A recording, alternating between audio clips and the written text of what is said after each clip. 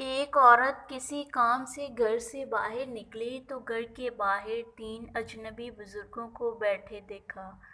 عورت کہنے لگی، میں آپ لوگوں کو جانتی نہیں لیکن لگتا ہے کہ آپ لوگ بھوکے ہیں۔ چلے اندر چلیں، میں آپ لوگوں کو کھانا دیتی ہوں۔ ان بزرگوں نے پوچھا، کیا گھر کا مالک موجود ہے؟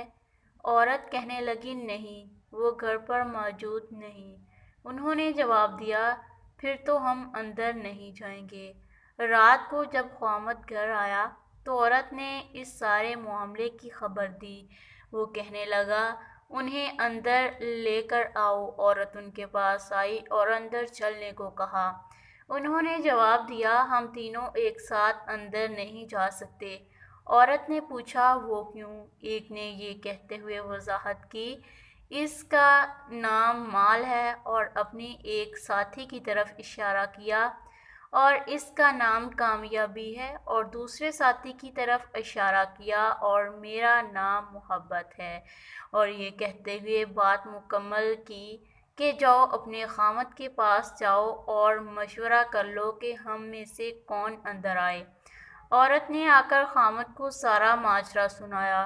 وہ خوشی سے چلا اٹھا اور کہنے لگا، اگر یوں ہی معاملہ ہے تو مال کو اندر بھلا لیتے ہیں، گھر میں مال و دولت کی ریل پیل ہو جائے گی۔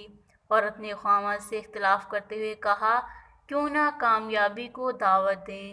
میاں بیوی کی یہ باتیں ان کی بہو گھر کے ایک کونے میں بیٹھی سن رہی تھی۔ اس نے جلدی سے اپنی رائے دی، کیوں نہ ہم محبت کو بلا لیں اور ہمارا گھرانہ پیار و محبت سے بھر جائے۔ خاوند کہنے لگا، بہو کی نصیحت مان لیتے ہیں، جاؤ اور محبت کو اندر لے آؤ۔ عورت باہر آئی اور بولی، آپ میں سے محبت کون ہے؟ وہ ہمیں مہمان نوازی کا شرف بخشے۔